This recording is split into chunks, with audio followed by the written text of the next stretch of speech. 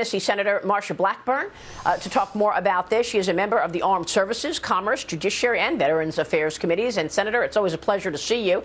Thanks very much for being here. Can you give us a sense of where we are on these negotiations for the reconciliation plan as well as infrastructure? Yes. Well, Maria, it sounds like the Democrats in the House are in disarray. And you've got the socialist Democrats who are trying to push all of these socialist wish list items into this bill. You've got the moderates who are saying we're not going to vote on this bill until we get a CBO score. And you have the Senate, where the legislation has to come. And, of course, you have Manchin, Sinema, and some of the moderates there, some of the people who are actually up for re-election in the Senate who are saying, hey, wait a minute, you know, you can't do this. And when you look at the paid leave, when you look at the SALT deductions, and by the way, the Democrats have to admit that is their gift to their wealthy donors on the East Coast and the West Coast. But I think the Democrats are further apart now than they were a month ago when it comes to getting a decision and an agreement on this reconciliation bill. Well, I mean, you even have, you know, your colleague Joe Manchin saying, quote, it is unbelievable to see what went on in Virginia, and not just from the governor's race, but all the way down that ticket. Yeah. A good bit of change has happened. Does this pretty much validate what he's been saying in terms of slow down, I'm not going to buy into this package, this is not what voters want? Or do House Democrats, do you think, not recognize what has taken place this week? House Democrats are not admitting what happened this week, and they know the clock is running out on them.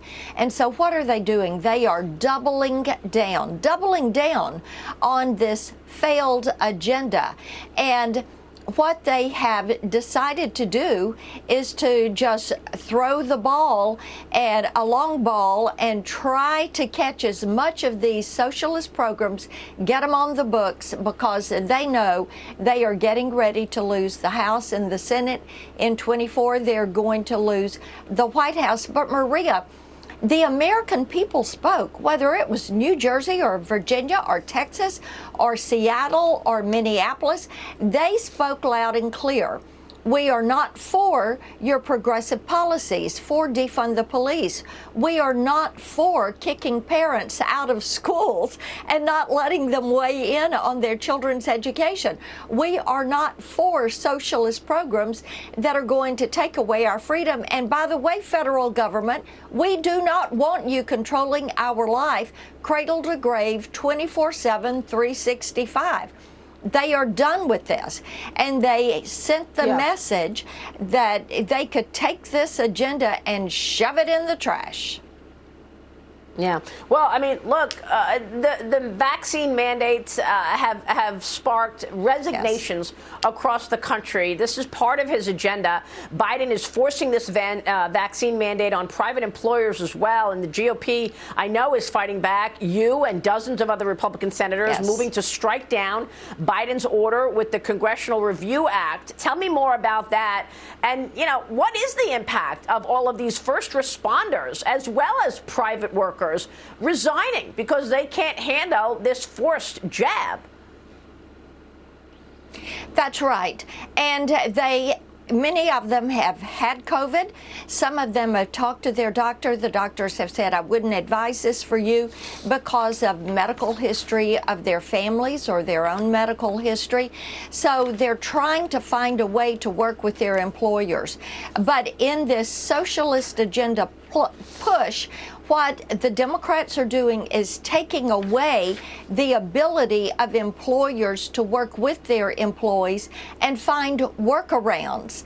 And I have seen this with essential workers. We've had many tearful conversations with workers who love their job, many who are the sole support of their family, They don't want to give up their job, but Joe Biden is getting them fired. So yes, we've got the Congressional Review Act. We will pull this forward. We've got my legislation that protects essential workers and prohibits them from being fired, allows them to be exempted from the mandate. Senator, real quick before you go, I saw that the Department of Defense released that annual report on China, something that you've been raising your hand on for a long time.